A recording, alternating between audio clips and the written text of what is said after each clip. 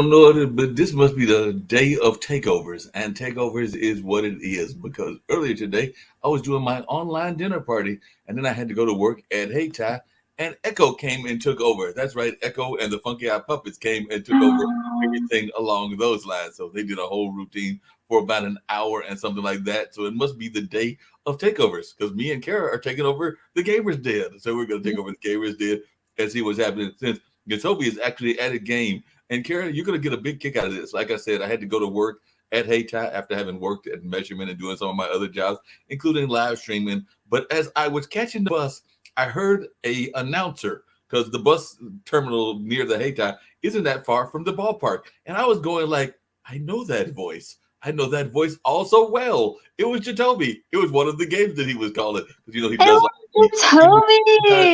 I heard Jacoby's voice as I was waiting for the bus because it wasn't, there are other announcers do the play-by-play, and he does like these special games like Running with the Bull, which is the mascot for the Durham Bulls, and some other things. But I was going like, and I don't know which one he was doing. I couldn't make it out that much, but he was doing one of those contests, and I'm going like, I know that voice. Matter of fact, I sometimes work with that voice on Wednesdays, but he's working the game instead. I know, guys. Hey, how's it going? Welcome back. Guys, it's been a couple weeks because, well, a little bit because Jacoby's been working that whole on work Wednesdays. thing. Yeah, and, there's baseball on Wednesdays. And so, that happens. But, so we're here, and Mark and I are going to figure it out.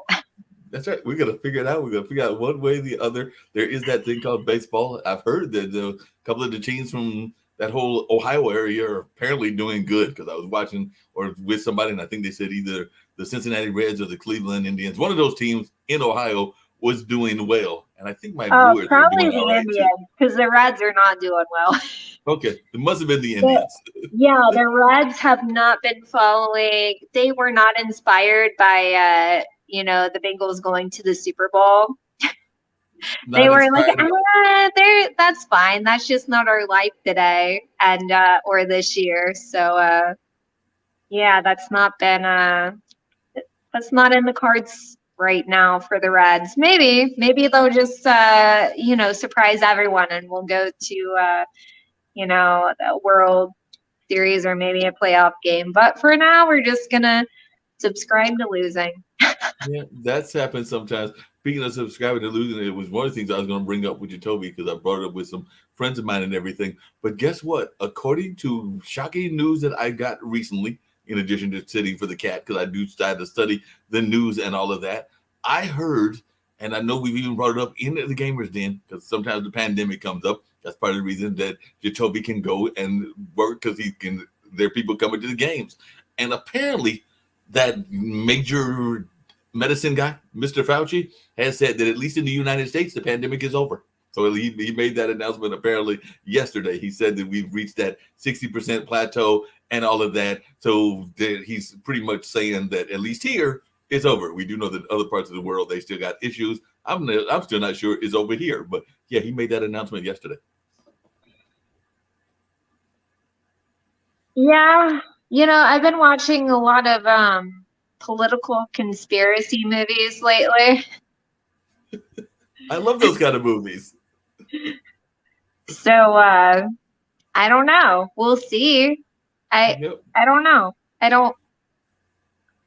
Yeah, I'm not sure either. I'm not sure either. But I do love those kind of movies. I was a big fan of The X-Files, and that's all that was one big conspiracy movie. Waiting to figure out where the aliens are, where the Loch Ness Monster is, where Bigfoot is, where all of these things are that are supposedly around in the world that we never see. But supposedly they're there. But, for all I know, Mills could be Bigfoot and he just shrunk. He's like the little mini version and all of that. That could be like a really good video game. Well, we did realize, guys, if you don't know this, Mills is this cat that this adorable cat that Mark Lee babysits or cat sits on occasion. Yes. And they're best buddies. And before he was called Melly. Exactly. And so I guess a recent trip to the vet has confirmed that Melly is Mills. That is correct. And A reset trip. so I kind of wonder if like Mills prefers Mill, Millie, or Millie Vanilli? Yes, Millie Milli Vanilli. Vanilli.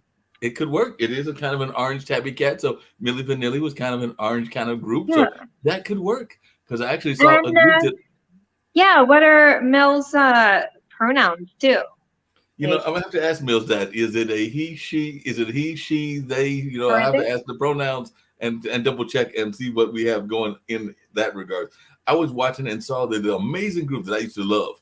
This was way back in the day because they've been around forever. And I mean, they've been around forever, almost as long as I've been around, if not longer. But they are going on what they are calling their farewell tour and everything. And I don't know if they're going to make a North Carolina stop or not. But I did hear that the Love Shack people, the B-52s, are going on a tour. So they are going on a tour. They said, oh, it gets better. I forgot the other name of the group. I got to look it up and everything.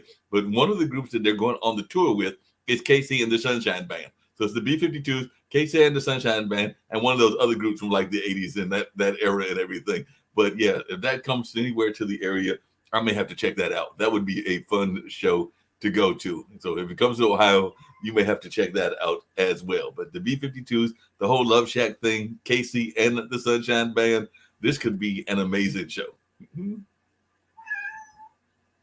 Yep, you're on mute now.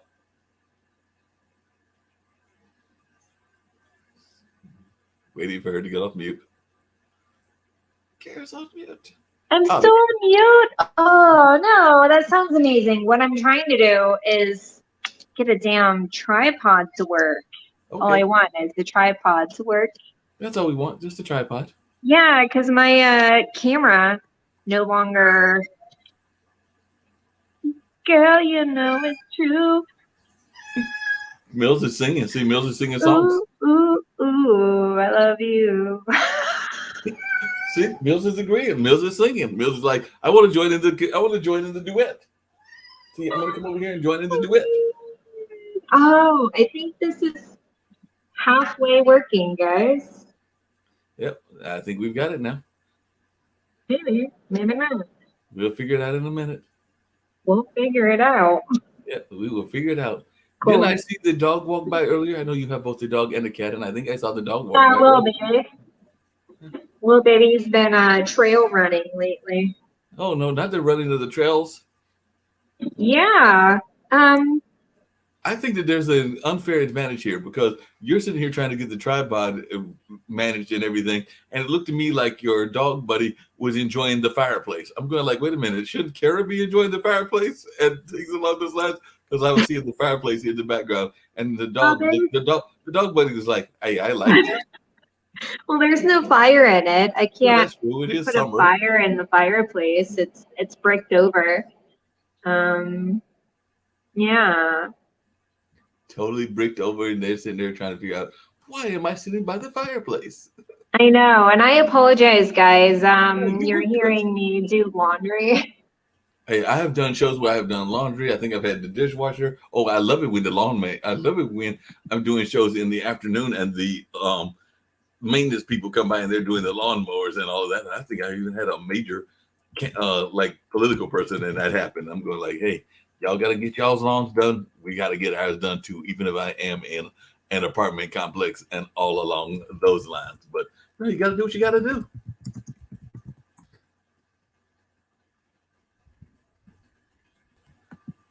Oops. We still there? Yeah, there we go. Oh, she went on mute again. It's the whole mute contest.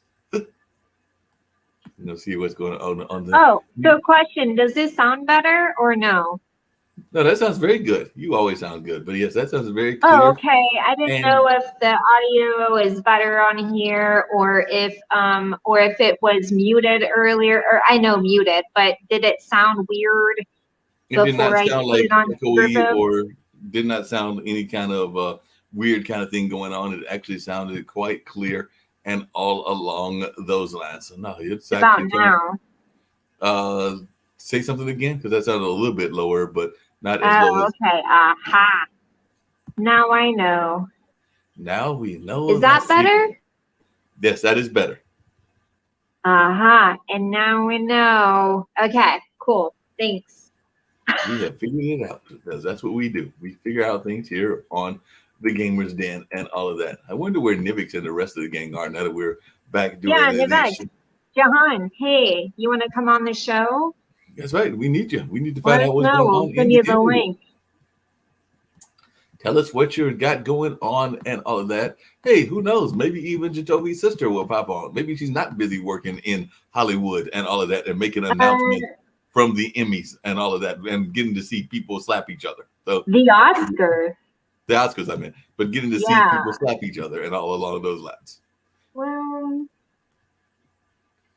I don't know. It's just unfortunate that people are demanding justice on that. Though, yes, of course, slapping. We don't condone physical violence in terms of slapping, right? Like it's not, that if you put it in those blank terms with no context whatsoever, but you're going to have people who are celebrated as directors and are also known pedophiles Yep. and sex offenders, and there's no repercussions for them in terms of Oscar bans. It's a little ridiculous, let's just It say. is a little ridiculous, but I know that you're very much in that wellness and health space and everything. And apparently he was on his way to endorse his latest product because apparently he's gone into the cannabis business, which I did not realize until I heard about this. But I was Well, wondering, what did you Spencer, think about Mr. Tyson deciding that somebody was going to, I guess, try to be a little bit too physical with him? And I'm not sure that I would want to take on Iron Mike. As a matter of fact, I know I wouldn't want to take on Iron Mike because the fight would last all of about 2 seconds and then I'd be knocked out. So I don't know what this man was thinking when he's approaching Iron Mike on a airplane. And Iron Mike told him, leave me alone. But apparently he didn't want to leave him alone. And Iron Mike hit him and all of that. So I don't think that was all that cool because that's not the way to deal with aggression. But Iron Mike is who'd also, he hit? huh? Who'd he hit? He hit a fan on the plane. The fan was apparently taunting him or trying to get him involved in some kind of stuff. This happened last week and everything, and he was on his way actually to a cannabis conference. And like I said, because apparently Iron Mike has some cannabis products, including one named after the whole Evander Holyfield incident and all of that. But yes, Mike Tyson apparently hit a fan on the airplane, and I'll pull it up and tell you more about it. And then Oh, wow. an influencer got in trouble too, and I did hear about that earlier today because apparently I can see you doing this because you are this kind of person. But we'll get to Tyson first and all of that. But yes, an influencer from I believe one of the Asian countries, might have been North Korea. Let's see, which ones are we not friends with?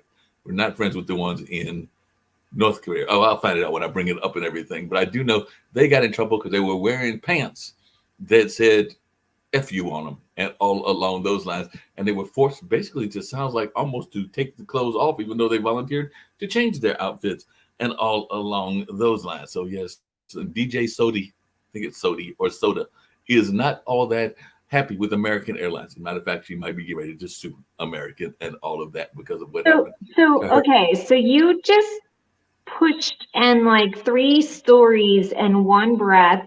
And then I you know said, that, and sounds like something that you would do. Like, I'm so getting ready would to I slow them down. punch Mike Tyson, run a I'm going to cannabis slow them down farm, because y'all know I can. or wear FU pants? I'm really confused. I'm going to slow them down and everything. Apparently, Mike Tyson is all smiles in Miami. This happened last week after a scuffle with an airline passenger. Mike Tyson was apparently all smiles in Miami on Thursday, just after the former boxer was reportedly caught in video punching another passenger on a flight out of San Francisco last Wednesday night. So apparently, this took place last Wednesday night and all of that. And like I said, I do know he was on his way to this cannabis conference that he was on his way to and everything. And from what I've been told and from what I've heard, the fan was basically, I guess trying to approach him in a it sounded like the fan was basically taunting him. And I don't know that I want to be taunting one of, no matter what you think of him as a personality or some of his choices in the life, he is still considered one of the greatest boxers of all times, and he was definitely pound for pound a person that has gone through a lot of things, and he's also had some different um, things about his own upbringing and all of that. So knowing that, because I mean, definitely people have talked about his upbringing and some of the things that he's gone through. I think he's even talked about some of the therapies that he's had to go through. I don't know that you want to. It's like poking the bear. I don't know that you want to poke the bear.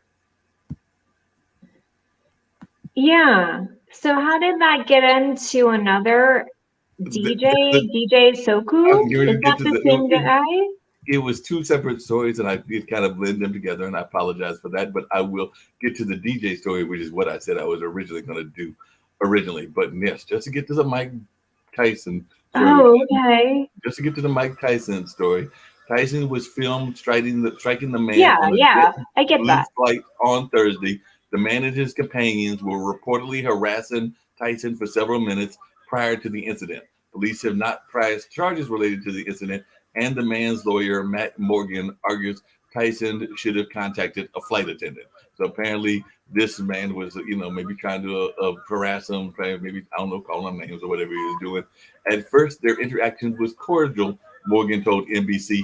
At a certain point, Mr. Tyson became agitated by an overly excited fan and began to strike him. This situation could have been avoided simply by contacting a flight attendant, he added. To state the obvious, as one of the greatest fighters of all time, Tyson should have known not to use his hands on an overly excited fan. So apparently this fan was, and apparently the man is alleged to have thrown a bottle of water at Tyson ahead of the scuffle, though he denies doing that. So definitely if you throw a bottle of water at somebody, that can be a trigger point and everything along those. Interesting. Yeah. So that's one of the things that happened last week, and I thought I mentioned it to Jacoby one time, so I know he's aware of that. But yeah, a lot of folks are like, one, why would you even? I mean, I've had people that I wanted to find out about, get their autographs, get them to come on interviews, different other things. But you do have to know, as you have oftentimes talked about, the boundaries and things of that nature. And if you feel you're crossing those boundaries, don't cross them. So, like I said, it seems to be that this man was being a little bit overzealous, and that's when Mike Tyson decided to take it out on him. And definitely, if you threw a water bottle on him, and I wasn't on the phone, so I don't know if that happened or not. And a lot of people, unfortunately, don't understand the concept of boundaries too. Right. I mean, there are plenty of people who don't understand boundaries. And boundaries can be a cultural thing too, depending on like where a person's from, right? So you may think that someone's crossing your boundaries and, Eastern Europe or Central America or wherever, or maybe you feel someone's way too distant and, like Finland or Norway or whatever, right? So it's all about like boundaries, or can be a cultural thing too, and also like some people by default just don't have them. So I mean, it can be multiple things. It can be multiple things. And you were asking what the common boundary was, or the common theme was in those two stories that I brought up and everything. Well, that was one of the common themes, was how the airlines deal with these things as well. Mm-hmm. Because the Korean artist DJ Soda, and I think it's pronounced just like you would a soda drink or soda pop. Hey, Mark. Sorry, you're really sounding, I don't know if it was me or you, but you're sounding like a Fritzy robot. No, what's it? Oh, is that better? Because I was. I hope not. Yeah, I don't know. Is anyone else hearing this? Is it just me? I don't know.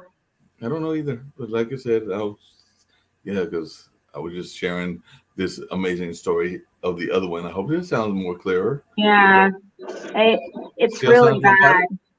Oh, well, I'll bounce out and bounce back in. Oh, it's good now. Is it better now? Okay. Is it better now? Yeah. If it wasn't and it was all just me, I'm sorry, guys. But Like I said, that's no problem. It was, like I said, I like to know when things are going on in that regards and everything along those lines. Hmm. So sorry. Oh, you're good. You're perfectly good. No, but yeah, like I said, the thing with DJ Soda, yeah, Soda like Soda Pop. And by the way, she is in that millennial age range because she's 36 and she claims that she was harassed before being kicked off of an American Airlines flight for wearing pants that were deemed offensive. And these pants did have things on them. I've actually seen copies of the pants because they brought them out in the whole social media and everything. And they did have things like FU and other terms such as that. They also had F apostrophe CK and they also had F apostrophe CKIN on them. And apparently they're all on the side of her pants and all of that. And her real name is Hawang Sohee. And she posted on her Instagram and Twitter that she was on the way from JFK, which is on the East Coast, to LAX, which is on the West Coast, when American Airlines folks kicked her off the flight and harassed her in front of other passengers to take off her black sweatpants, which are emblazoned with the words that I just said that they were emblazoned with, and all of that. So apparently, she was traveling as part of her tour, and all along those lines, which was sponsored by the clothing company Rip and Dip, as and that apparently that's one of her companies that she's involved with, and the American Airlines did not seemingly have a problem with her pants during check-in, nor when she got to her seat. But it was later that a staff member approached while she was enjoying her drinks in her business class seat before being forced to take off. And when I was mentioning this, some other people, they were wondering why didn't they deal with it before the fact, like when she first got on the plane with said pants on and all of that. But I could never see you, Karen, wearing something that would be that kind of out there in terms of the words on the pants and all that. But then again, you are kind of one of those people that is very open-minded and very much out there in terms of having great conversation and everything. So actually, I could see you wearing the pants like that. Now that I think about it, Can I give my opinion on it on this? please, I would love to hear your opinion. Okay. So, okay, so she was approached at the gate, and like you said, it wasn't a problem until it was a problem. Right. And then she even offered to change privately, and they told her Yes. no, Yes. that she had to change in front of everyone, right? Yes. So, unfortunately, this is something that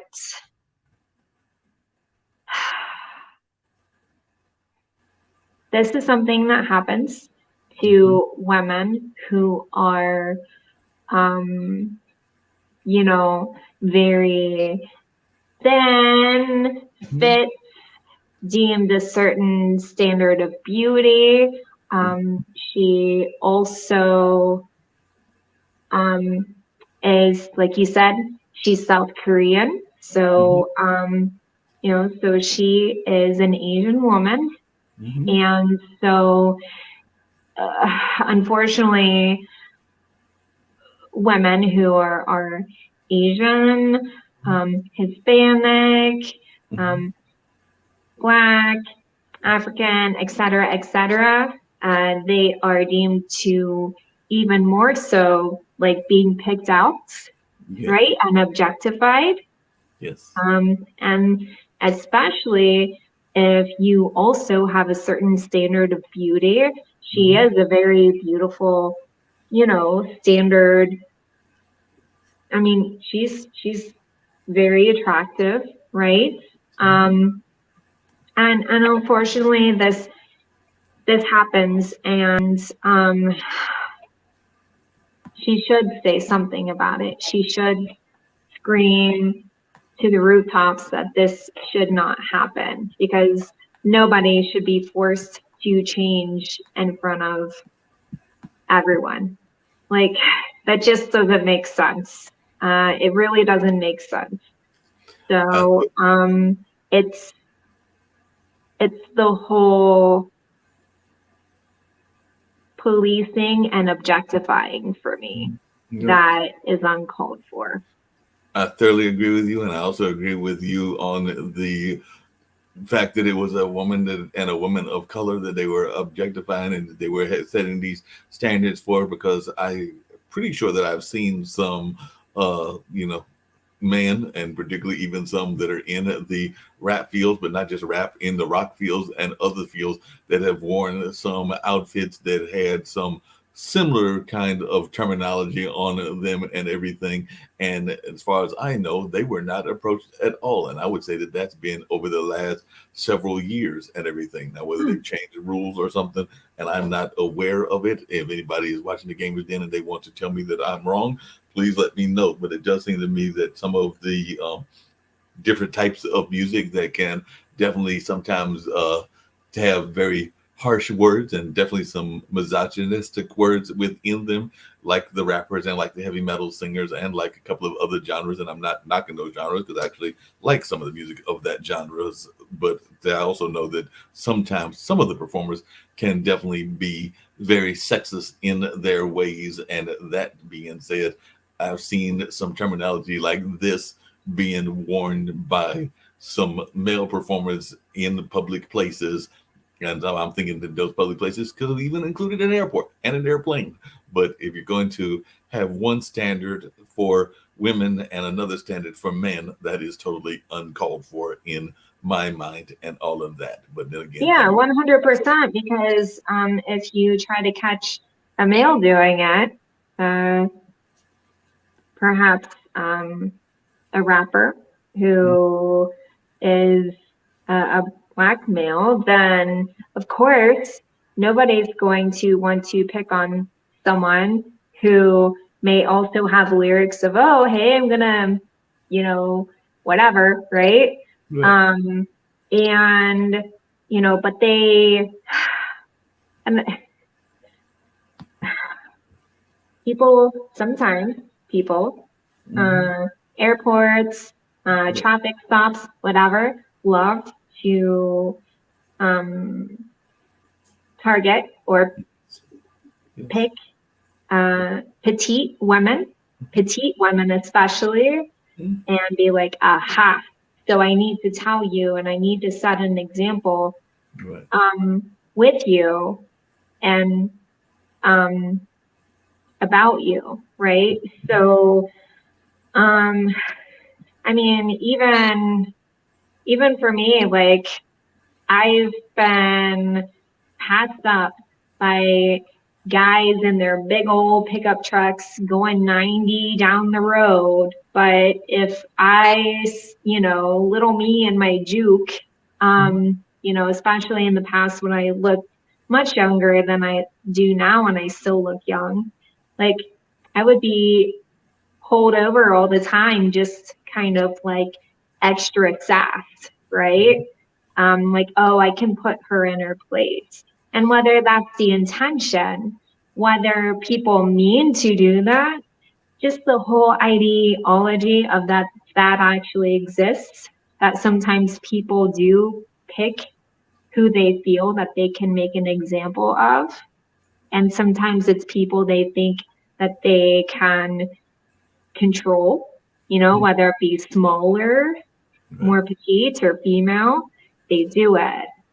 And it's important to know that a lot of people have this bias, whether it's your job or you see someone on the street, and you somehow randomly think, oh, I can catcall on her because she's not going to do anything.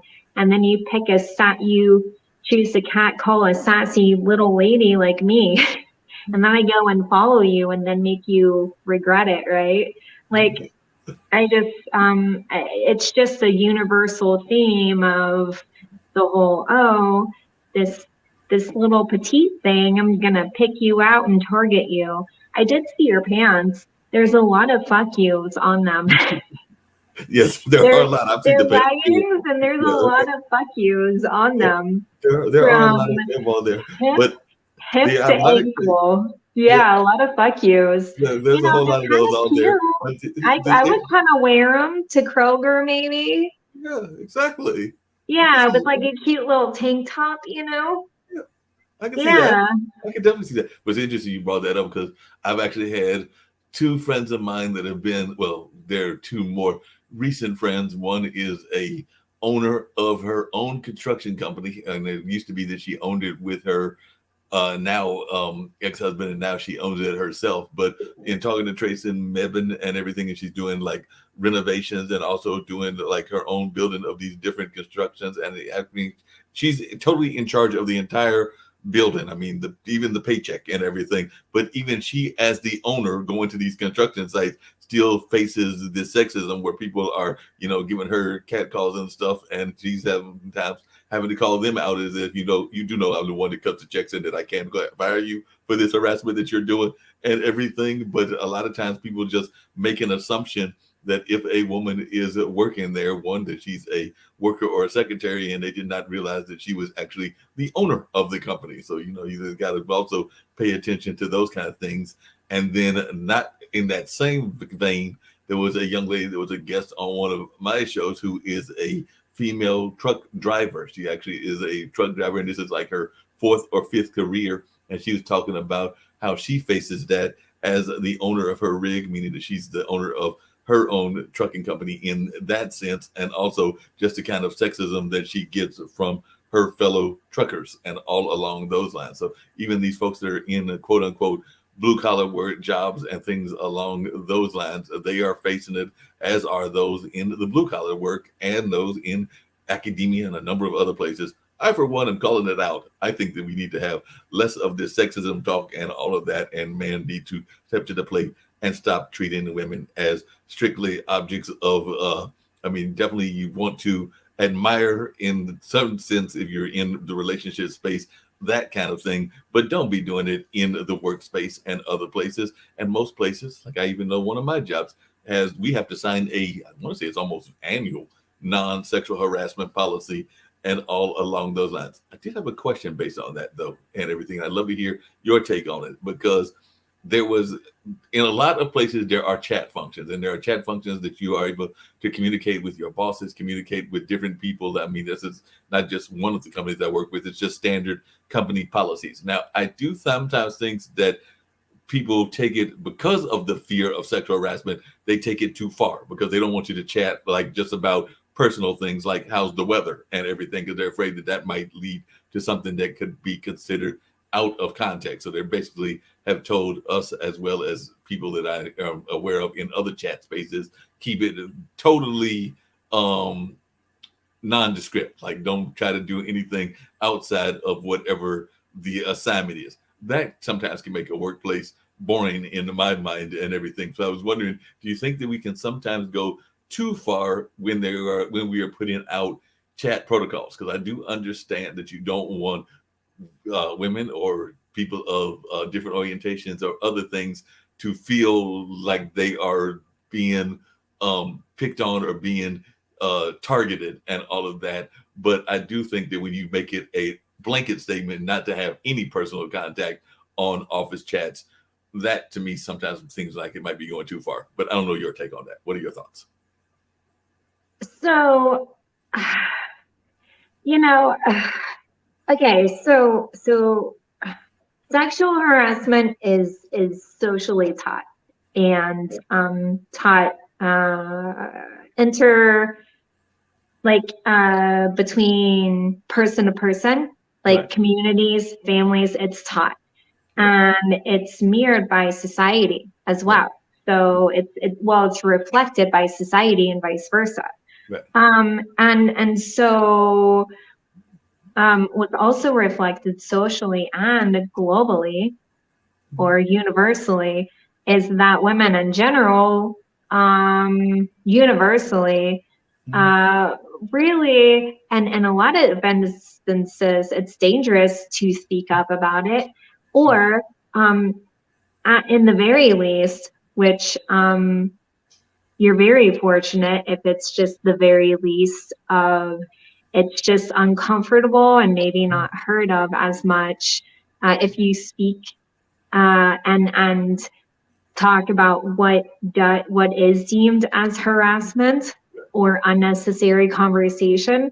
So a lot of times to course correct, people are like, oh yeah, I just don't talk at all. Well, right. Then it just takes the interpersonal and the interpersonal like connection of working together and forming understandings, right? Especially on text. But Right. if you are the type of person who's like, oh, everyone's sensitive now, every woman is sensitive, I'm just not going to talk to them at all, Right. then you are the problem. Right. And that's what I You was are trying the to say. problem. And if you own a company and your policy is to do that, you are the problem.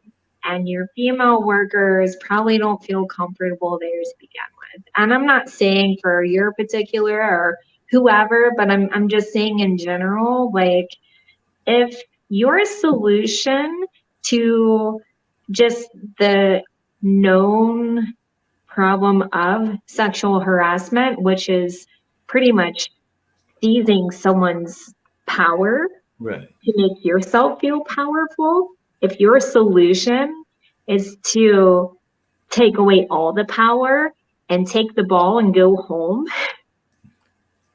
then there's no growing, there's no learning, there's no understanding, there is no room for understanding and rewriting the culture around men and women talking to each other. You know, And that's I and just that I just don't get it. And honestly, like I don't know. yeah, and And it's not just the men and women too. Like I know sometimes I joke with a friend of mine. She's a lesbian, and we joke around sometimes, like, oh, we never get this with the ladies, you know, because like all we do is stare at each other and then just don't say that we like each other, and then we just never go on dates with other women because we're too afraid to say anything. right. Because they're just like, oh, your hair's so soft, and we never say anything. But that's our joke Right. because we're still learning how to like talk to women because we're just like, hi, I like cheese and Edgar Allan Poe. Like we have no game when it comes to women. So, but we also understand like how delicate it is to talk to a woman too. And then also the other side of like, is she straight? Is she figuring it out? Is she, like we don't want to, you know, offend or make someone think that we're out to get them because they may not be of, any orientation where they like females, right? So that's kind of different, but not really. No. Because even if you are figuring out, oh, does this person like women? It can be the same thing with men. Like men be like, oh, does she even like men? Like I kind of wonder, do guys ever approach, do guys ever look at a woman and say, huh, I wonder if she likes men?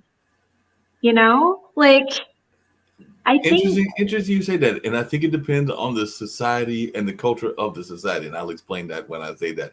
I think okay, that in certain liberal cities that are known to be liberal, then yes, that does cross your mind and everything. Because I've had that conversation with friends of mine and everything. Because Durham, as you or probably heard from both if me she's and wearing a Jacoby, mullet with like a biker vest, you may assume, but she may also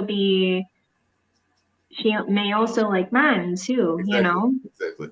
But I do find it sometimes because of the nature of the cities. Like Durham is known as being a city that is LGBT friendly, and also being a city that has a decent population of the LGBT community here in this area. Just like certain cities in California, certain cities, towns and places around New York are, and everything. So I do know for a fact that I've been in conversations with friends of mine, and they have, in the course of our conversation, they might be asking what you just asked, which is one, should I approach that woman? And two, if I approach that woman, am I even sure that she is not a member of the LGBT community because of what they may have heard, whether that was fact or fiction or whatever. So I do think that I have heard people that have this kind of narrative within their course of their conversation because of what they consider this particular town to be and all of that, and because Interesting. they might be associated with an organization. Just because you're associated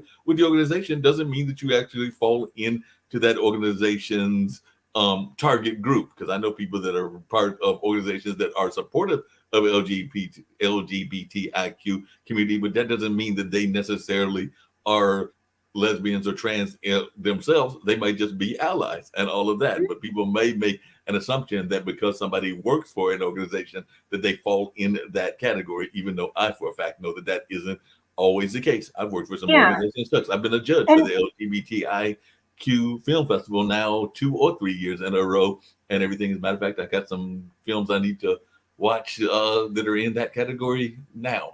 Yes, we did Nevermore. So right, I'm judging those now, right now and everything. So, but that being said, and Can I watch them? Say what? What did you say? I want to watch them. I want to judge these films. I will talk to the judges and see about getting you on the judging committee. And some of these films, they're like any other film festival. Some of the films are really good. Some of the films you're sitting there going like, what was the filmmaker thinking? Because like I said, they are not always either the subject line or the way that they were done might not be all that great. Sometimes the themes aren't all that great. And sometimes you're going like, because actually that is one of the categories, is whether it has whether it is considered true LGBT content or not. And some of them are lesser in that content category than others. But yeah, but yes, I might have to see about getting you on that list and everything. I'm sure that they're always looking for new judges. Yeah, so we totally got off track, and I kind of like diverted a little bit, and then you just kind of hijacked the train, which is cool because you're Mark Lee, and that's how we do it. But I mean, I think that we need to get away from the whole narrative, and this is very foreign to just heterosexuality in general, but we need to get away from the narrative of sexuality. It's interesting you brought that up because that actually came up in a conversation today. I am helping a friend of yours, Tim Sohn, and everything with the whole Leukemia and Lymphoma Society's competition, the Man of the Year. And of course, we're trying to do that. We've done a 12-hour telethon and a 24-hour telethon as he is raising money for the whole fight with the blood cancers, everything. You're probably trying to figure out what does this have to do with what we're talking about. I'm going to get to the point. Does not sound like very Tim Sohn to me. But now I'm going to loop it around to what the whole point is, because when he nominated, I think it was he and Pamela Formica, who is involved with the Pennsylvania LLS Society, nominated me to be Man of the Year for next year for this whole Triangle area and everything, because they, all those organizations talk to each other. I mean, it's the same organization, but the different chapters. So they nominated me, and I was talking to Alex Alvarez, who is the one in this area, North Carolina. She's the one in the Triangle, and I was talking to her. She's of, as you can tell by the last name, Hispanic descent, and she was saying that next year, and I'm not sure if this is national or it's just the Triangle one, they are actually going to move away from it being a man and woman competition because of what you just said. They figured that what they wanted to do was have the visionary of the year and everything. But the man could compete against women, the folks of different orientations could compete, and it would get away from this man and woman narrative. That was the point that I was making about agreeing with what you were saying and giving an example of an organization. It looks like it's moving in the same direction. Now, what I'm not sure about, and I'll find that out when I have the conversation with them about me possibly being Man of the Year in 2023, is whether this is a national narrative, meaning that all of the organizations, including the one in Pennsylvania, the one here, and everything are going to move in that direction, or is this just a North Carolina move? And that I am not sure about. But it does sound like this kind of narrative of having more of a opportunity for everybody to be in the same pool and compete, particularly if there aren't any gender-oriented kind of differences that could impact the game and everything. Like, I don't know that we necessarily want LeBron James playing against Candace Parker in basketball unless there are certain rules made about the way that the game is played and all of that and some of the other things. But then there have been women that have been playing in football. Can I interject? Because I get what you're saying with that, but if we just move sexuality out of the workplace. Right, I agree. the workplace, right? Because it's not. So it's not like, okay, so at Pod TV, it's not a man Pod TV and a woman Pod TV. Exactly. It's a Pod TV, right? Right. It's not a man's Gamers Den and a woman's Gamers Den. It's a Gamers Den. Exactly. So when you have NBA and WNBA, okay, that's different because those are different organizations. Right. And that sounds like, that's how it is. And because it's Women's National Baseball or Basketball Association. And then, Men's National Basketball Association. Now we could argue that it could be renamed MNBA, right? To make it all fair. Kind of like when people suggest, hey, can we just stop saying like, I'm a successful female CEO because, hey, you're a CEO, right? I get it. I get the argument on that, right? But I mean, when you're at a workplace and let's say, like you said, you have your friend who is the CEO or owner of the company, like she is the owner of the company. Right. Exactly. And when you have people working together, you can have different strengths, and that may attribute to their more masculine nature or their more feminine nature. And kicker, guys, we all are supposed to naturally have feminine and masculine energies. It's how we balance ourselves out. Exactly. Have a vision, right? You envision things, and then you create a plan, and then you follow through. So female, masculine, right? And so instead of, looking at the only conversation you can have with someone is if you talk to them like they're a woman. Right. Like, why don't you just talk to someone like they're a human? Exactly. Like if I'm walking down the street, I don't need to be told, hey, beautiful, hey, pretty girl. Like, hey, pretty girl. Why don't you just say, hey, you know what? I love that coat you're wearing. Great. I love it too. Thank you. Or, hey, it's really nice weather out, isn't it? Yes, it is. Yeah. Like, you don't have to be like, hey, pretty girl, how's it going? Like, I don't need, I know I'm pretty. I know I'm pretty. I don't need to be told, And so just moving away from that also moves people away from those unintentional hidden biases that cause people to police them in airports and strip them down in the middle of airports to remove their offensive pants when, I don't know, she ended up having sweatpants or something. Like, why couldn't she get something? Why couldn't someone hand her a baggy pair of sweatpants to put over if they really needed her to do something then and there? No. If they were afraid that she was going to run away and jump on the plane like fucking Bruce Willis from Die Hard or something, like I don't get the logic. So the more we just talk to people like they're humans and get away from those stereotypes, the only time that you really lean onto someone in terms of their sexuality is if you're interested in them romantically or about if you're interested in their sexuality. Right. Hey, are you heterosexual? Are you homosexual? Are you bisexual? Do you like women? Do you not? Do you like everyone? Because it's important to me. But if you're really just trying to get to know someone, just get to know someone Right. as a human in the workplace, on the streets, Right. as a friend, Exactly. um, at a gathering. I don't know, you name it, at the airport. Right. So that's No, my input.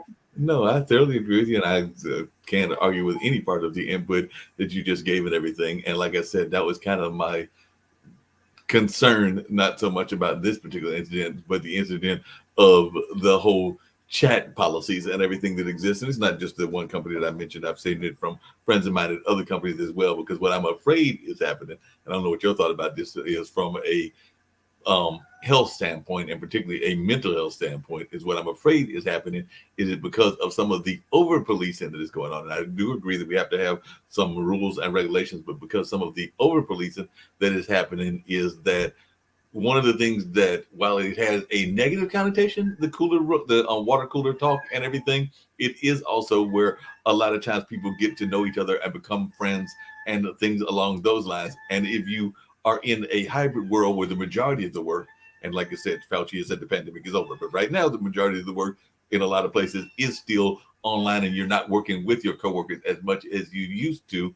Then if you're not allowed to have simple chats like, it's a sunny day here and all of that, and it's not like it's a sunny day, that term that you use, pretty girl and everything. It's just, it's a sunny day. I woke up, it's a sunny day, glad to be here at work. There's nothing in that sounds sexual to me at all and everything. But those kind of simple chats, if you take it to the far extreme, that's what I'm aware it may happen in some of these places, because right now people are saying that we're going to be in this hybrid space for a while. I am glad that I'm going back to measurement. Most of that is definitely on the computer, and I mean, I'm definitely glad to be going back to HTAP, but we're not doing as much as we used to, which means that, and I'm glad Jacoby's at work at the ballpark, even though the game should be almost over and all of that. But that being said, I am very much concerned that we might be over policing as we go into this new dimension of what the workforce is going to look like. So I don't know if you got any thoughts about this possibility of over policing and a little bit of carrying the pendulum too far to the other side. Well, and I also want to make mention of, especially going back to just mental health in general. Right. Coming back into the office, you're going to have a lot of social anxiety too, if it hasn't been displayed already. Exactly. People are anxious and have really checked into their mental health at extremely high rates. In a lot of cases, it's been extremely detrimental. I mean, the beginning of this year alone, we had alarming rates of suicide. Yes. During the thick of the beginning of the pandemic in 2020, there were alarming rates, especially in Cincinnati, regarding domestic violence, so on and so forth. And at the same time, there's the other way too, where there's high rates of people seeking mental health. The stigma is breaking, and a lot of communities and still needs to continue to break.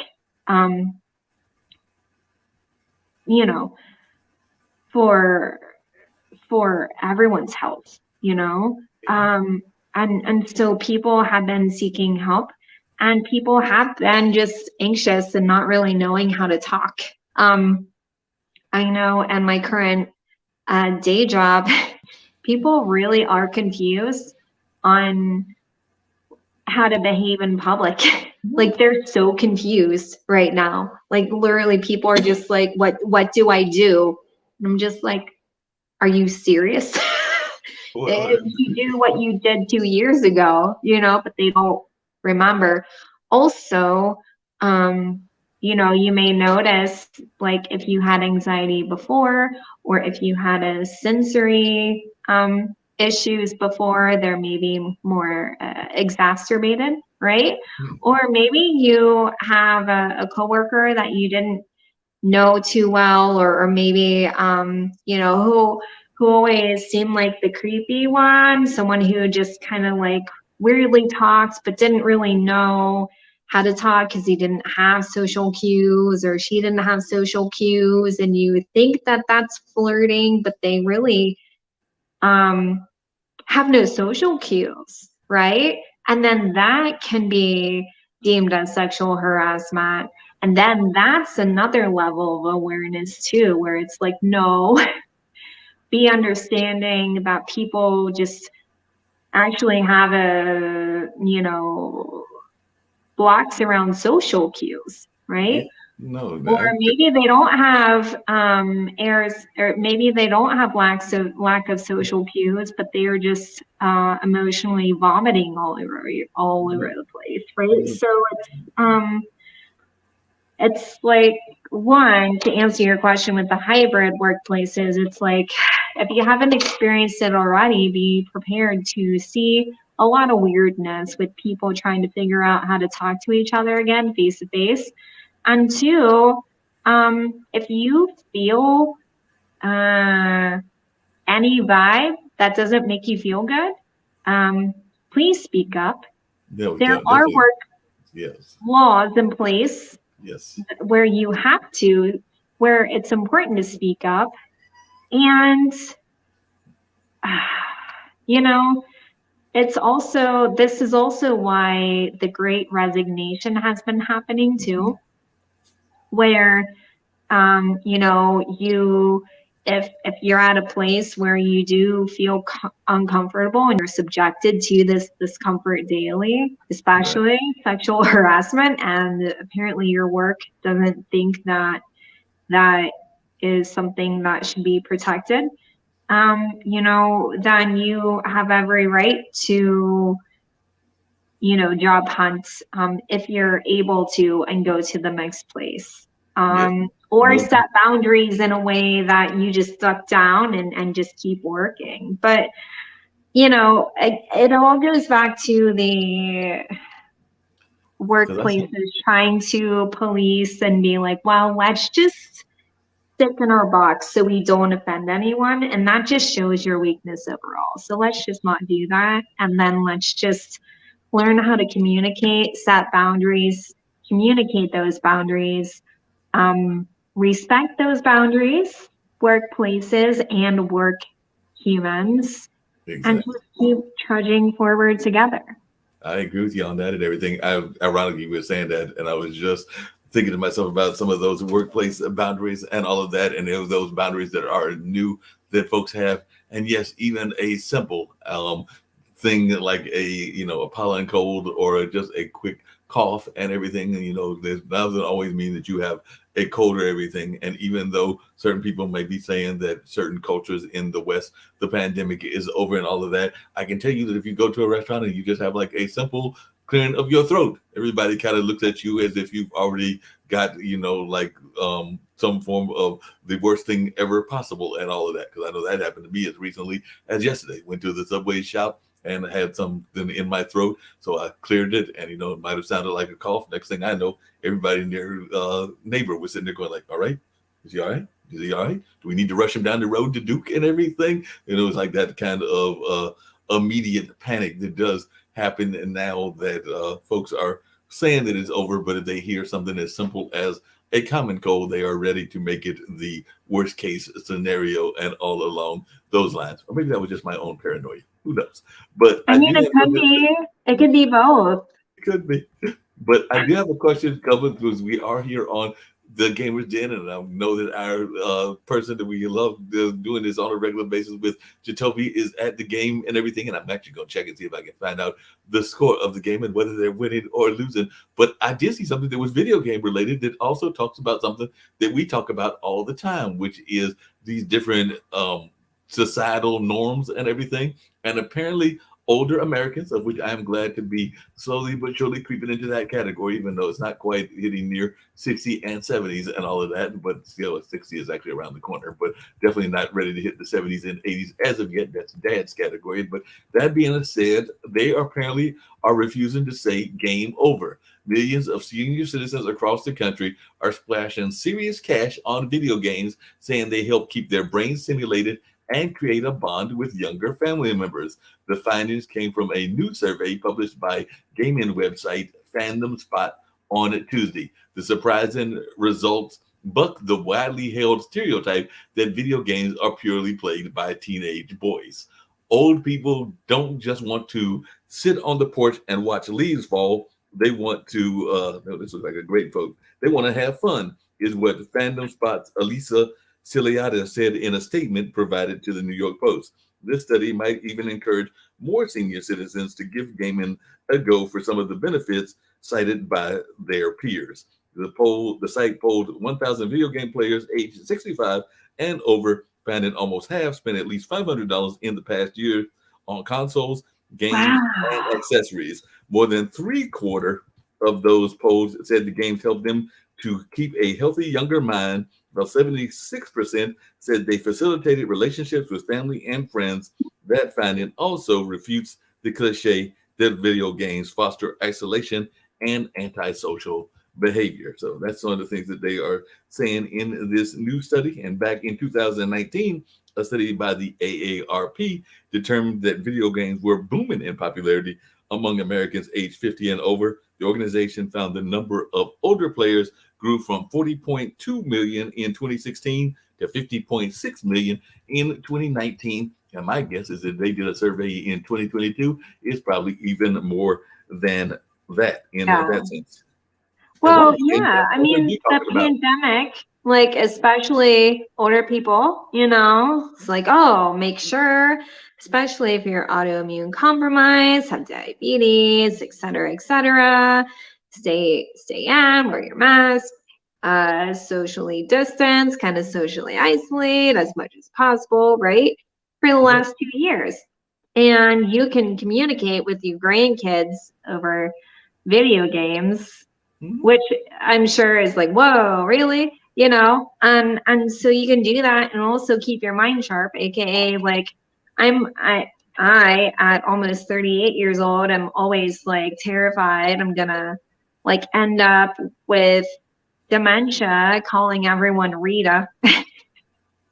You know, and so just like trying to keep your mind sharp and to kind of ward off that dementia in general, and also just the ability to talk to people and not feel isolated, and then mobility too, like, you know, like use your fingers and your thumbs and like, you know, like I know my mom, she loved Candy Crush. Oh my goodness.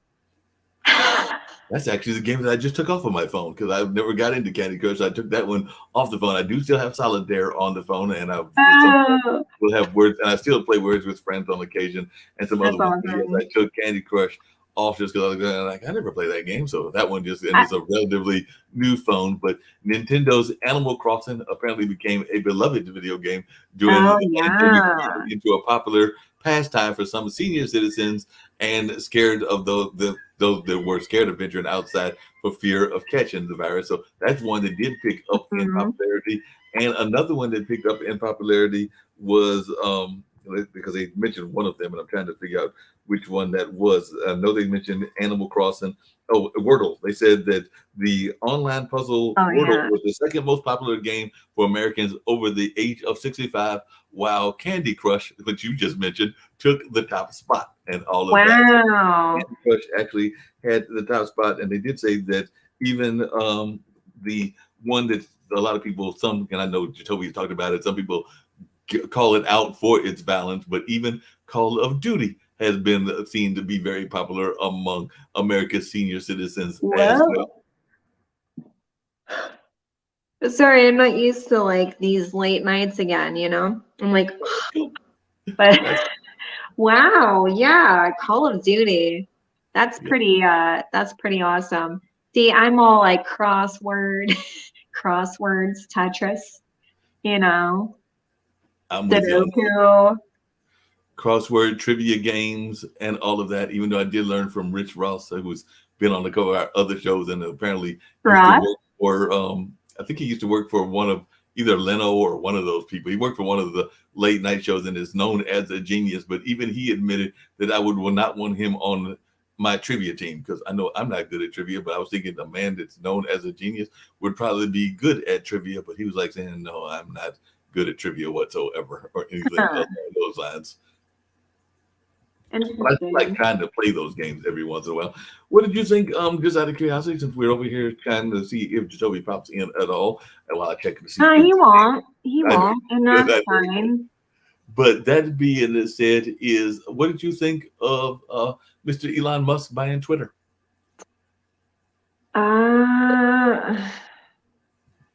I just saw something about that. I don't know. So I wanted to talk about Twitch eventually. Yeah. I want to talk about Twitch after this because something big happened with Twitch.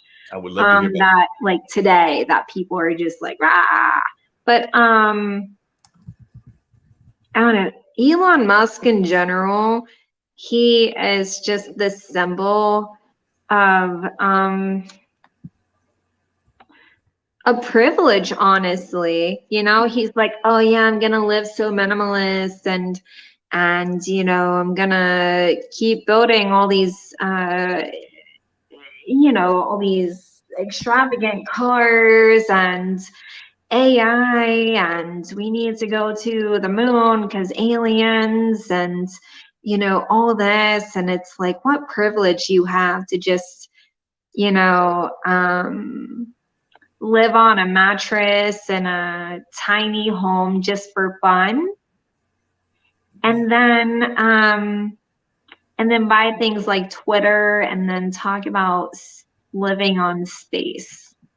Like, what privilege you have to live in that world, right? And that's what I think about that. I hear you. You did. What are your thoughts? Yeah, no, I was trying to figure out exactly because he is one of those. When it comes to folks like Elon Musk and Jeff Bezos, I'm sitting there going like, y'all are over there basically using all of this wealth that y'all have and creating your own private playgrounds and everything. If you really want to impress me, I need you to do some actual true investments in making a difference and making a change, and not just a change in your small circle. And I'm not saying that he isn't, because I haven't followed enough of what he's been doing, but you know, from what I've seen he's doing compared to what I know Warren Buffett is doing, I think that I would much rather prefer the kind of Warren Buffett model of richness. And I'm not saying that Warren doesn't have some issues as well, but definitely just to go up to space just for the sake of it, I don't know about that. And I've also had some friends that have jokingly said, and they're only semi-joking, that we should be proud of Elon Musk because apparently Elon Musk is African American, and part of that is because he's from South Africa and now lives in America. So I think that kind of sometimes belittles what African American is and everything, because I do understand the nature of what you're saying. But most African Americans, you know, their family line includes coming over here doing the slave trade and all of that. Not saying all, but I would say the vast majority and all along those lines. Whereas you came in, and I want to say you came in after apartheid. So definitely I don't know that it's a fair comparison, because you were basically, you know, your family might have been in charge of the apartheid for all I know. And I need to do more studying about Elon Musk, the individual. But I just don't think that that's a fair comparison, even though I've had it thrown in my face by at least 2 or 3 European Americans. And one that was actually Australian. So these people threw it in your face that Elon Musk is also African American. Yes. That would be so insulting. And what a white thing to say. I'm angry for you. Thank you. No, I just think like the horrible things people say to justify. I mean, and like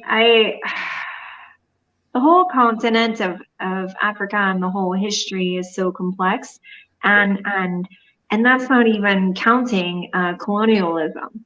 Exactly. You know, because like if you way before then, you know, there were so many tribes, and it was just such a wonderful, wealthy nation with, you know, things going on, but not colonialism. And then colonialism came along, and then a bunch of other stuff happened that is more complex than me just not even trying to at all minimize and say a whole bunch of other stuff. It's just very vast and complex.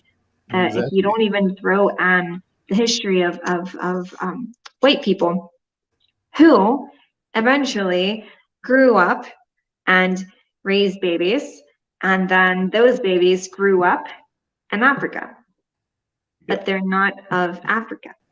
Exactly. They're, Yep. yeah. You don't bring that up. Don't bring up some of the great history that has happened.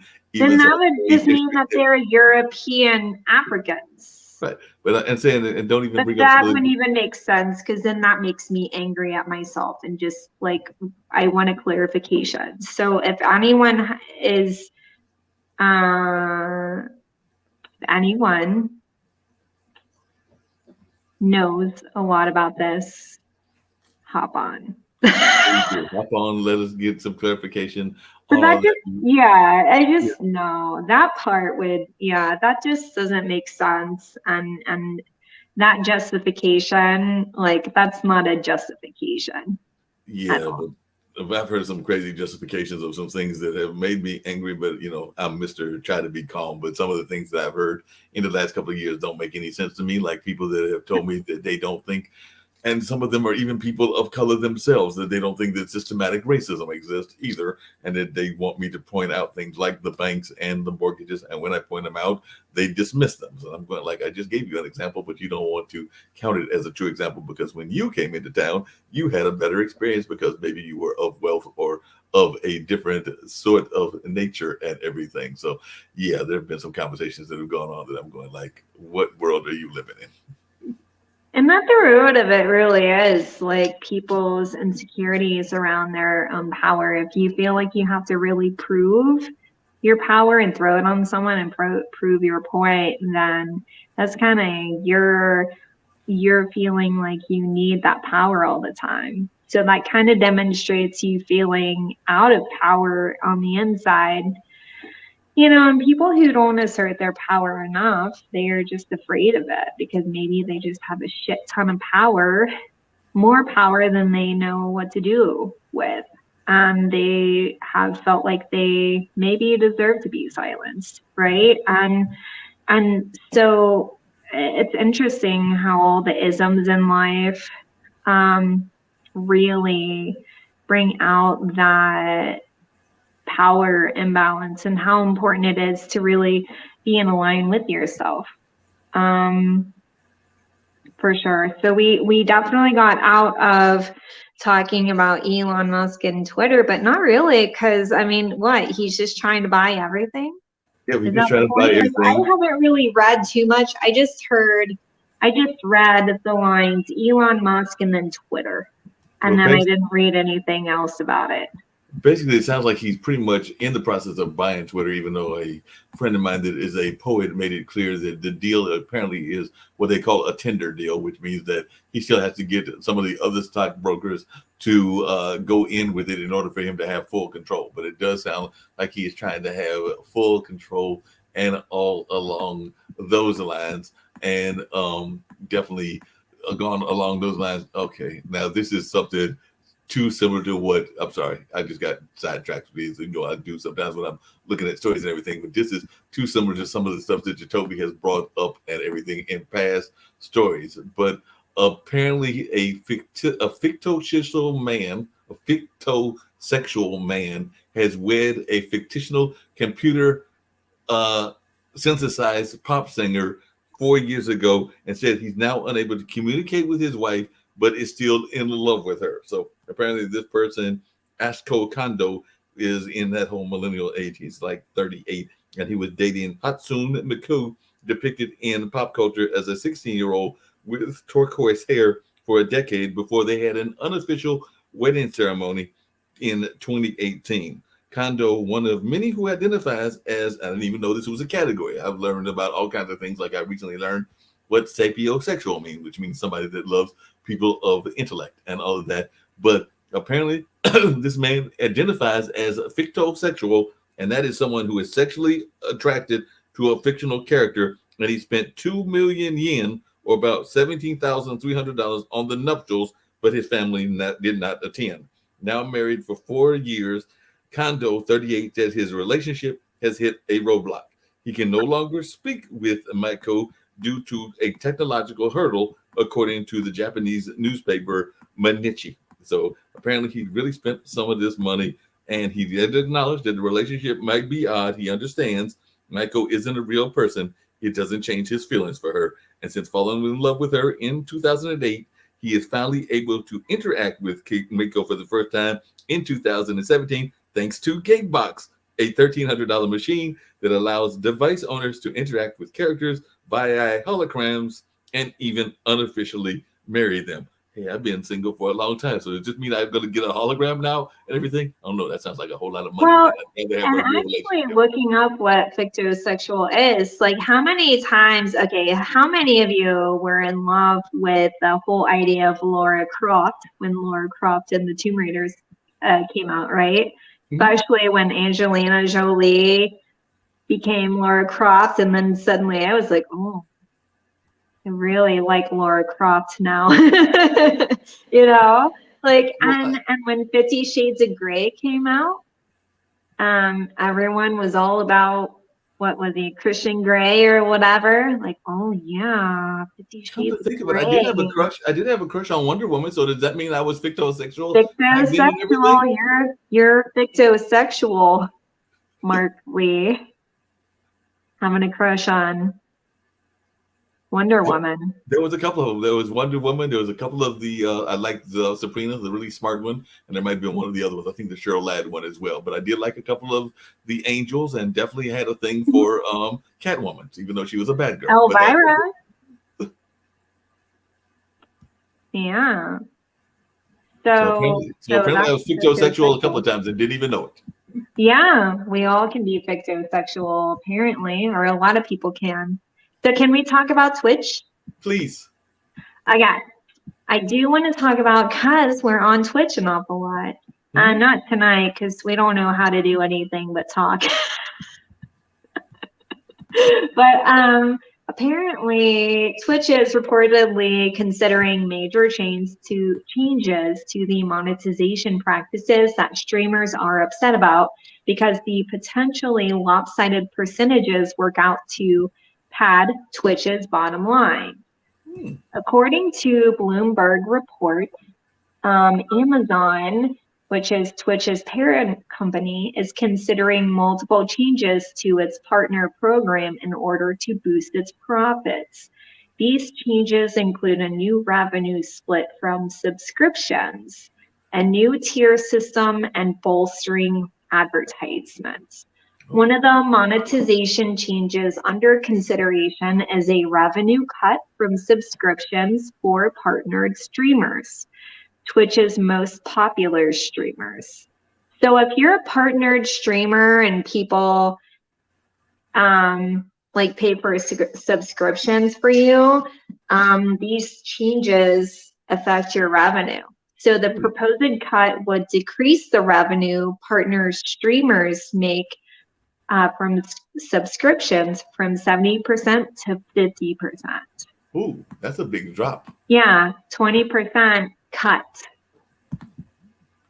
Yeah, I'd be upset if I was making that kind of money, because I do know that some of those Twitch streamers, but see, that actually comes back to our other conversation that we were having earlier, because it's going to be really interesting to see the pushback on this, because I do know for a fact that a lot of the Twitch streamers are actually very much in that, and I hate to put it this way, but in some ways they are using their sexuality in order to make their money, because I do know that there are quite a few of these that are using that, whatever their currency form is, and they are basically getting people to send them these coins or money and everything in order to get greater access to them on their swimming pools or their decks, or sometimes even in their spas and in their rooms, because it does seem that there are quite a few I'm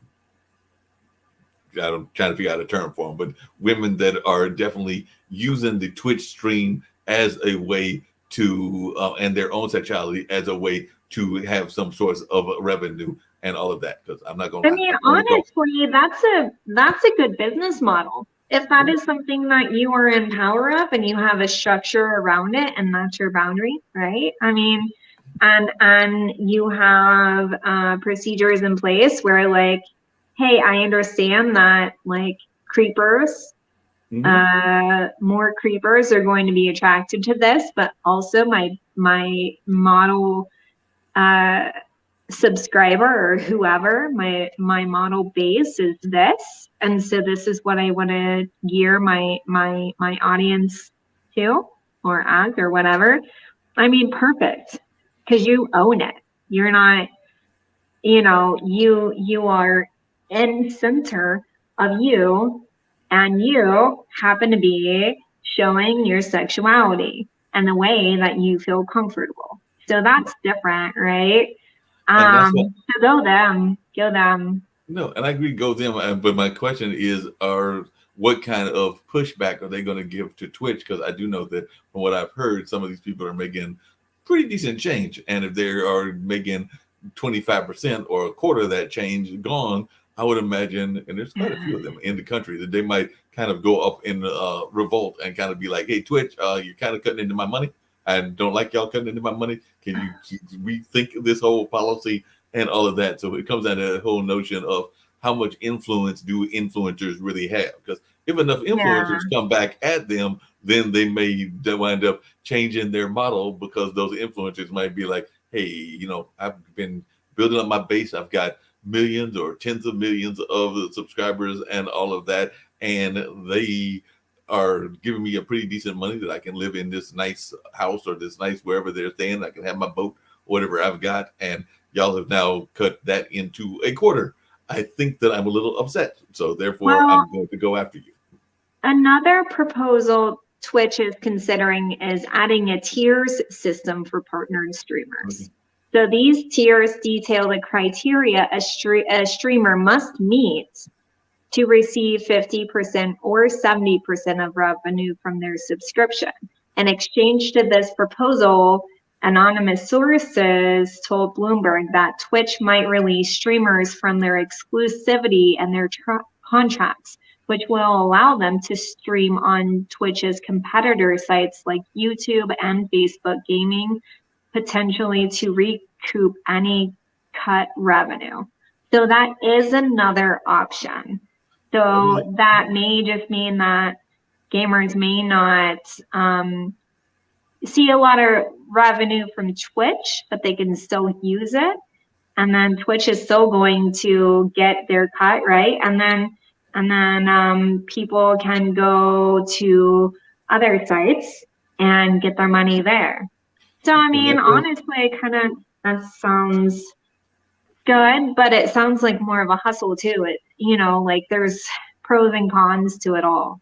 And there are hustles on all of these platforms, because there's even hustles with YouTube. I was actually talking to a friend of mine out of Chicago. She actually does one of the shows that we now air on the network called The Interludes, which is a entertainment slash sports show where they talk about whatever the current entertainment and sports news is. I think she's in Chicago, and the co-host and her producer is in Atlanta, if I remember correctly. And I think the sports guy might be out of where you are. I think he's out of Ohio, either Ohio or Indiana. I know it's somewhere in the Midwest and all of that. That being Coach Tony and everything. At least I think that's where he's at. But in that, neither here nor there. But I do know we were talking earlier today about YouTube, because the magic number for YouTube, where you are really starting to make a revenue, is 1,000 subscribers, which sounds easy enough to get, but it is not always as easy as it seems. I don't even know if the network is at 1,000. I think we're close to it, but I don't know if we're quite there and everything. And I know me personally, I think I'm at I crossed 100, but that's another magic number. That's like the first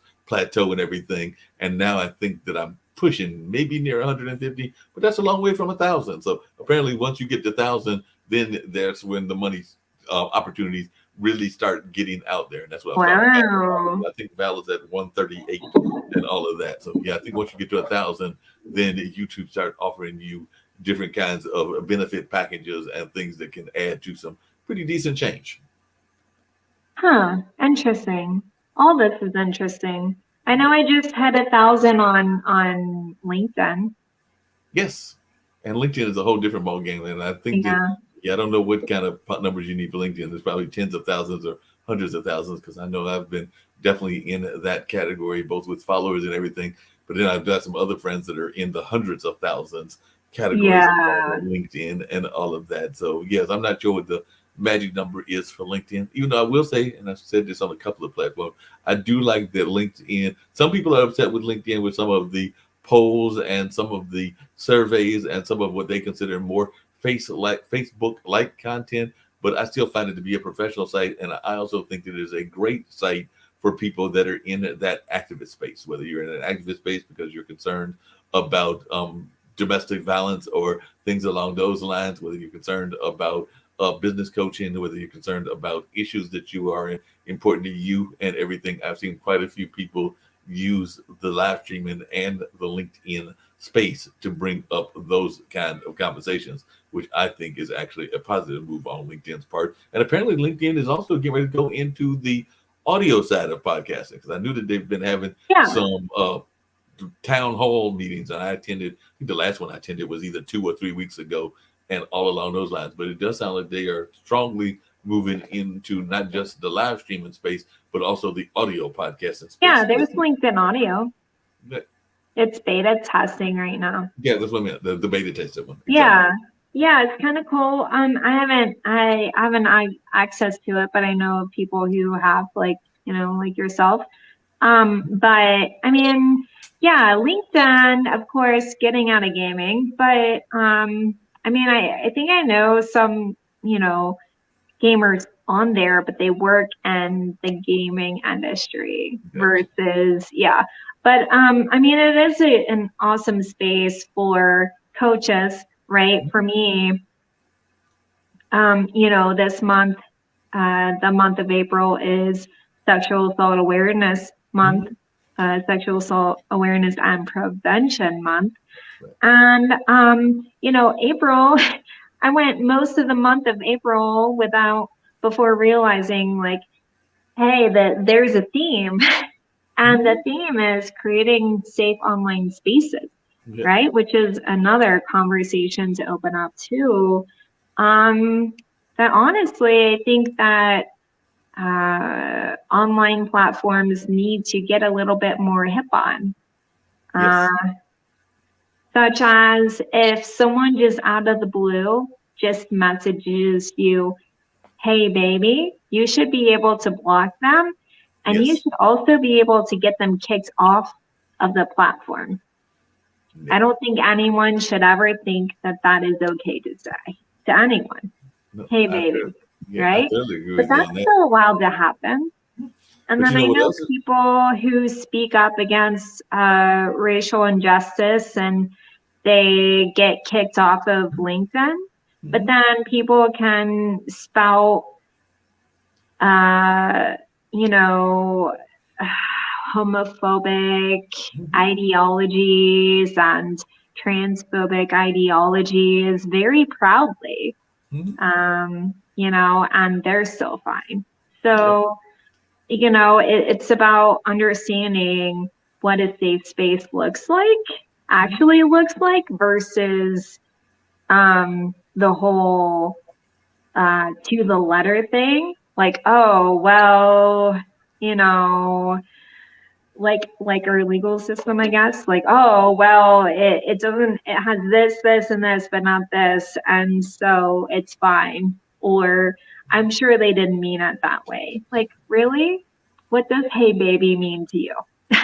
That sounds like sexual harassment to me and everything. Yeah, like, would you, Mark, sorry, would you, Mark Lee, just all of a sudden DM Melinda? Oh, can you hear me? Yeah, I hear you. No, and I'm not just going to send any. I hear you. No, I hear you. I heard you, Kara. I did hear you. I heard you. Oh, no. Like, would you feel comfortable DMing Melinda Gates using your mail and saying, hey, baby? Oh, totally not. Not at all. Not at all. And I'm not going to feel comfortable just doing that randomly to anybody just out of the blue and everything along those lines. I haven't even been on dating sites, and I don't start off with that kind of terminology. But then again, so some folks say I ain't got game anyway. But no, I'm not starting off with like that kind of terminology. It's usually going to be like hello and a friendly greeting, but it's not going to be any kind of what do you call them, terms of endearment when a person hasn't even got to know me in any sense of that way. I mean, you got to like actually get to know the person before you start throwing out those kind of terms of endearment. Yeah.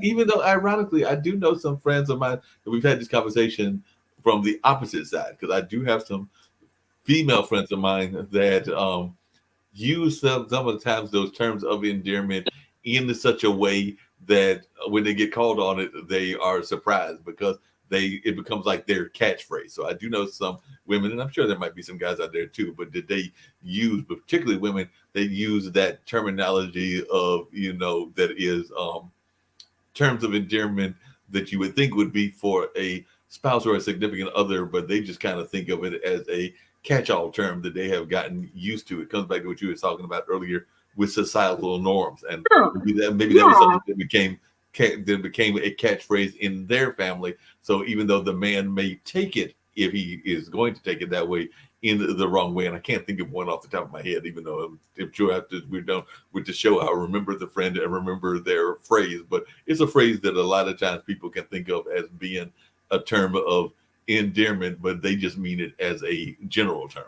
Oh, like honey. Yeah, no. Right. I mean, That's one. Right. growing up in small town, Right. there's always like, hey, honey, how's it going, honey? Like in Right. the South, I'm sure you hear that all the time, Right.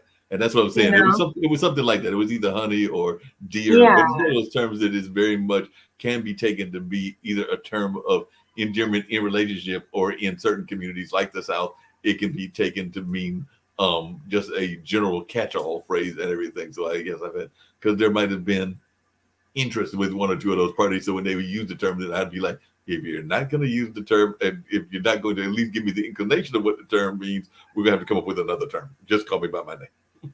Yeah. Yeah, I'm usually like, I get that that's your thing, but can you just call me Kara? Thank you. Right. Yeah. I mean, and what's funny is that like you know, oftentimes if I hear that being said with the close people, with a close group of people that I work with, Right. sometimes it'll kind of slip out of my mouth, but only because I actually really know them. Right. And for me, it's just kind of like it's soothing, like, hey, pumpkin, Right. it's fine. Like pumpkin, Right. we got this, you know. Exactly. But And those they guys, yeah, but it's because after months and months of establishing a rapport, right. they know that it's me just, you know, like it's a big deal if I call you pumpkin. It means that you've got good points and everything, if you're believing in that whole point system of friendship and all of that. Yeah, I don't call everyone pumpkin. Right, that's a bit. It's an honor to get those kind of terminologies, and if somebody's using that term and they have that kind of intention behind it, then you know that they have you have made it into their top tier of friendship, if nothing else. I know, right? Yeah. And I can definitely relate to that and everything, because you got sometimes you're going like, wait a minute, they just called me such and such and all of that. So yeah, I can definitely relate to that kind of feeling of folks being like, hey, you can't just call me any old thing. You got to have you have a cop car coming to get you, Mark. Say what? There's a cop car. There were lights behind you. There were lights behind me? Yeah. Red and blue. Maybe that's what the cat was meowing at, but yeah, they're far away, so they're gone now. So maybe the cat was doing some underground operation that we don't know about. Underground operation that I didn't even know about. It's really bad when there's an underground operation and you're not aware of it. You should be aware of your own underground operation. By the way, that was the funny thing. I mentioned that the puppets took over. They took over because I was here in my usual outfit of being me and myself and everything. But then I put on Echo. So Echo literally, and the Funky Out Puppets literally took over the show. So if you go and catch the online dinner party, you catch the backside, you'll see a bunch of cartoon characters. And Echo said that he kidnapped Mark, and then he released Mark after a while because they needed to take over the show. So Echo kidnapped the entire show. Oh my gosh. It was That quite. is a lot, Mark. That It, is a lot. it was quite That's funny. so cute. That's It was that's so cute. it was quite funny, and it added to a little bit of the nature of the show and everything. So it was kind of adding a little bit of humorous themes within it, and all along those lines. I had jokingly said earlier what Fauci said. So, are you ready to be with him and declare the pandemic over? Because I'm not ready to declare the pandemic over. I know what he said, but I'm still not ready to declare it over just because I know other people are getting sick. Other people are still coming down with stuff. I know other parts of the world are still like in lockdown and sometimes even going back into lockdown. So, like I said, I know what he said. I guess that was on Tuesday or Monday, but I'm not ready to declare the victory as they say. But I don't know what your thoughts are on that. I I honestly, it's still going on, and Right. I do know that, like, and just hearing this from people I know who work in local hospitals, like it it really still does matter if you're vaccinated or Yeah, not. totally. Um, and then, of course, I've also heard from people that, you know, like, wow, at this point, you're going to get exposed at some point, and it's still like important to get vaccinated. So vaccination and then exposure. Like I've heard that, right? And then I've heard, like, I don't know. It's just I've heard so much, and then um like I don't know. I still like my mask, and then there are other instances where I don't know. It's just really interesting. And then I also know that it's like, well, I don't even know like what is what, right? Because I know a lot of people have, and like a few weeks ago, I had allergies to the point where my voice just like I woke up. I went to go to my day job, and I realized at my day job that I couldn't speak. Hmm. I couldn't speak at all. And I knew it was allergies, but they're like, go home. Go home. You have to go home. I'm like, oh my God, you know. So I went home and I like rested. I sounded horrible. It was horrible. But it was allergies. And I was told by the nurse at the little clinic, 'cause they did a COVID test, rapid test, and everything. And I was fine, came back negative. Um, but the eustachian tube behind here, especially because, we had cold, warm, but it wasn't Right. our typical cold with snow, snow, snow, cold winter. So we have a lot of backup and a lot of sinus stuff, and it's been really bad for me this year.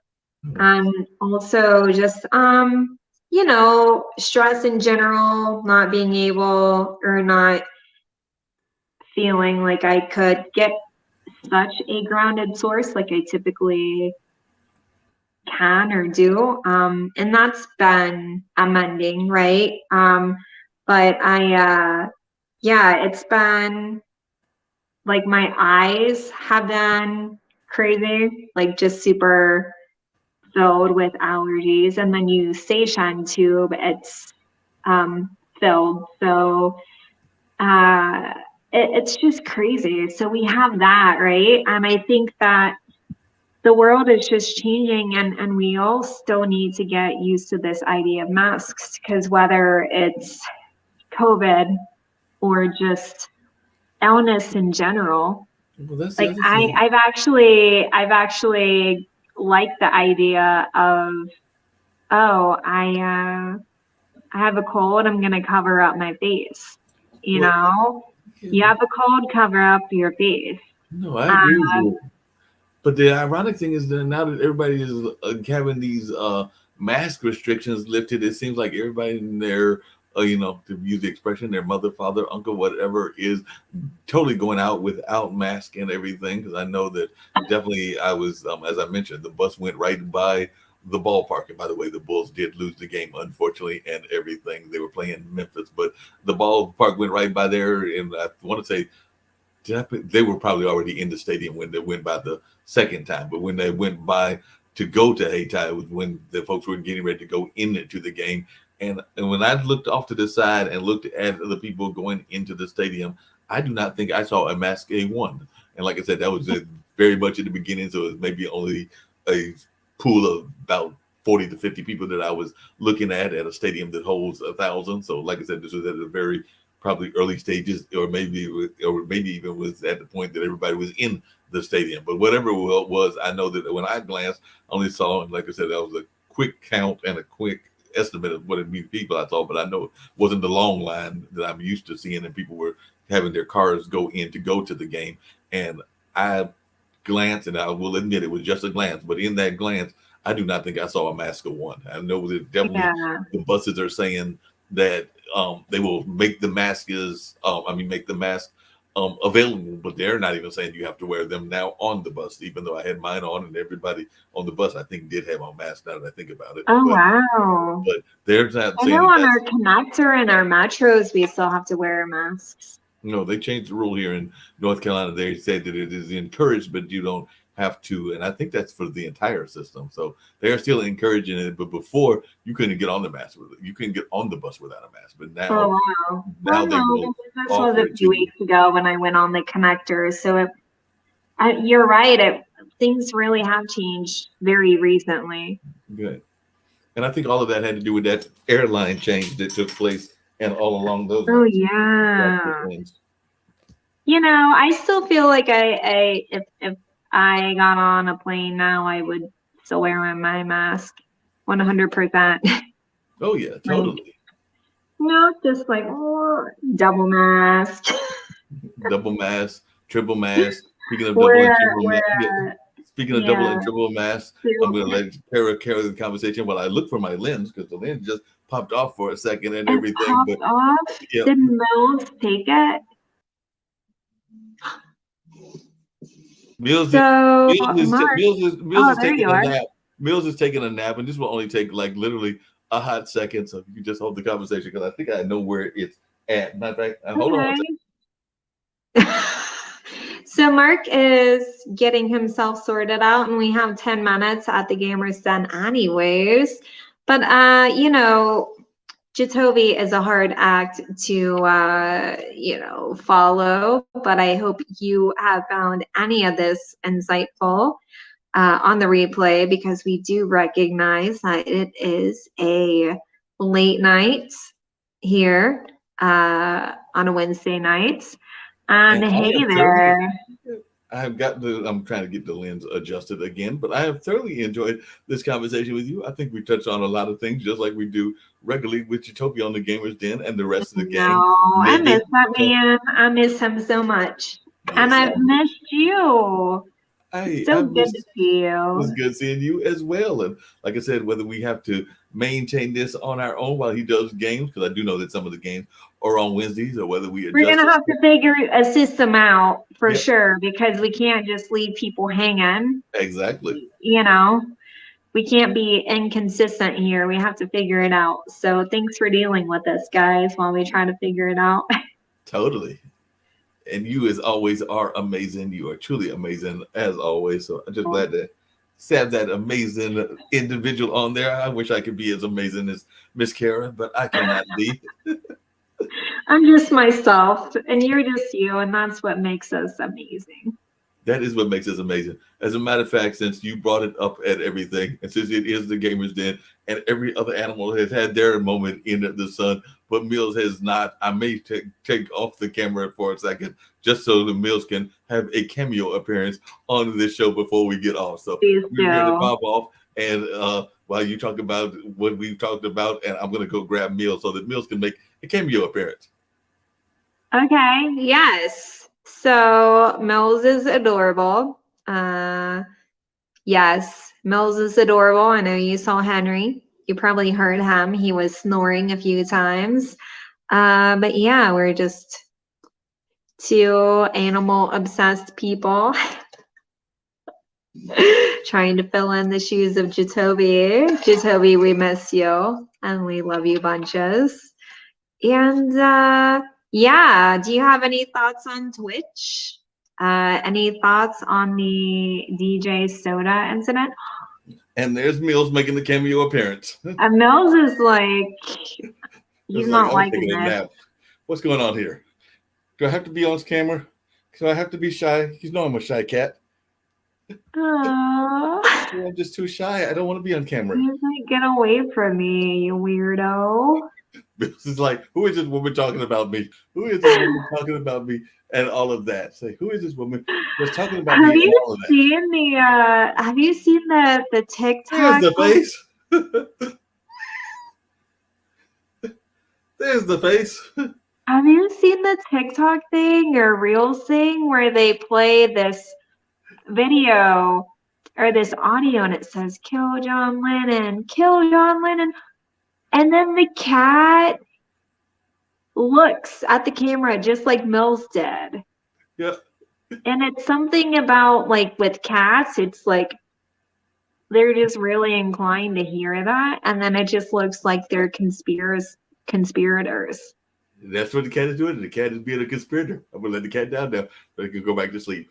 But there's like Mills. it's a horrible joke, and like it's not something to joke about, but it's just like it's just really odd that people just think to play that, and then cats respond. Yeah. Cat's like, of course I'm gonna respond. Right now I'm purring. So that's Mills. That's Mills. So Mills has made an appearance on the Gamers Den. Mills has made appearances on a couple of shows, but now Mills is like, hey, I made an appearance on the Gamers Den. I'm a gamer. I'm a gamer cat. Do you think it would be okay if we use he, she, they interchangeably? Yes. Okay. Yes. And then whatever he, she, they Answers seem to like the most, we just Yes. kind of stick to. Yeah. That sounds like a great plan to me. I'll go with that one. Okay. I think they'll like it very much. Yeah. How did he respond to that? I think they'll like it very much. Well, right now it's responding to I'm thirsty, so I'm drinking a glass of water. And in a little bit, I'm going to meow and tell Mark that there needs to be more food in my food jar. But right now, I'm adjusting to the water tank because that's what I do. So I'm sitting over there. I'm going like, their water jug is not close, so I'm going to get my paw and move it a little closer to my mouth and everything because this water is really good. Where did Mark find this water at? I don't want to start drinking. So, I mean, this cat is like, this water is real good. Mark was a cat person. He loved it. Yes, the cat is having a field day with this water. The cat's going like, "Woo, this is better than the tap water up in my house." Rita used to have a cat fountain. Oh my gosh, she would go nuts over that cat fountain. Oh yeah. But if I had that cat fountain now, the motor burn out. That's why I don't have it. But if Henry had it, he'd be like, no. Be like, I'm taking over. I'm going to eat this now. Yeah, and then he would just pee all over the place because he would drink all the water. Oh, of course. And I will say that this cat is very trained. The kitty litter that they also sent me is right adjacent to my restroom. And I've heard the cat go in there a couple of times and then jump out and look at me as if to say, this is my private moment. Leave me alone. I'll tell you when I want to get petted again. But right now I'm going into the box. Exactly.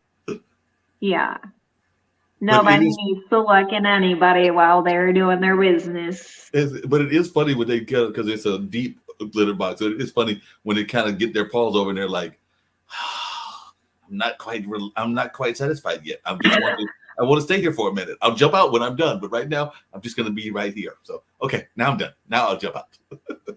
So does anyone else have their cat stories?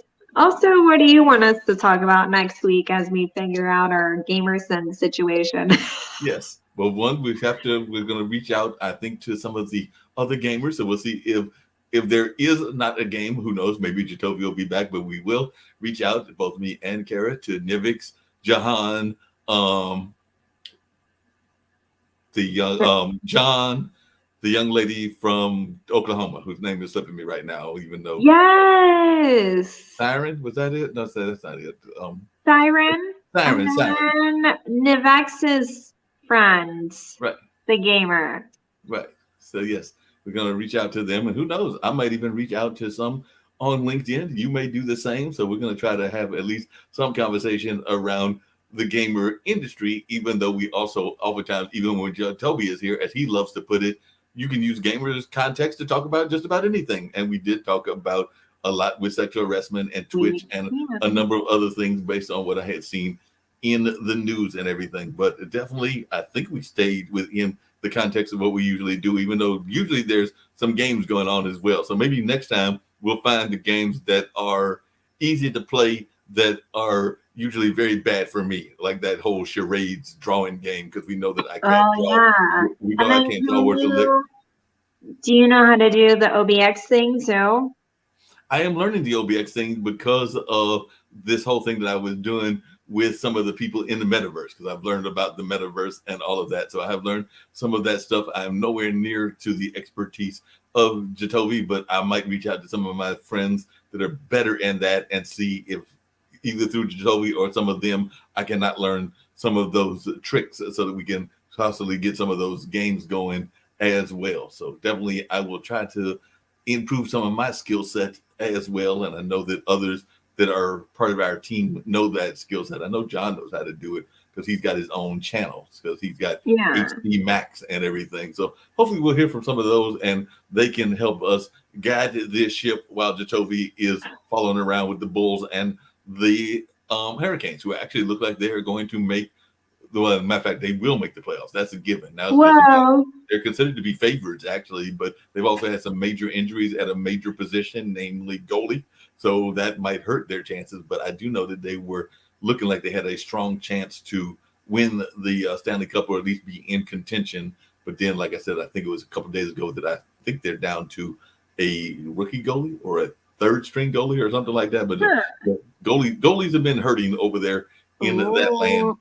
And that is the position that you absolutely need, because that's the one that stops the other team from scoring. So hopefully they will find somebody who can fill in while the scorers do what the scorers do, which is score points and all of that. Yeah.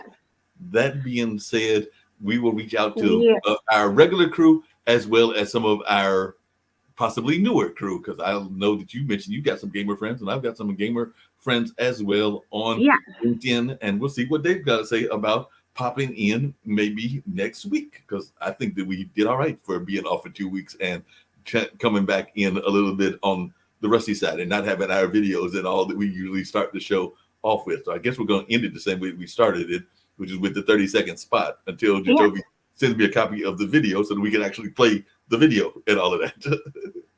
There you go. And you did not take a breath for a full 2 minutes, Markley. I know people are oftentimes amazed and they chime me and all of that, but I try to get in a lot of information and people enjoy it sometimes.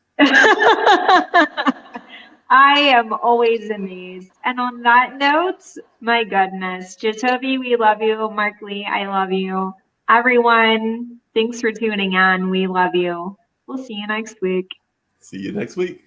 Catch you on the flip side. And I'm going to hit that 30-second and get us on out of here.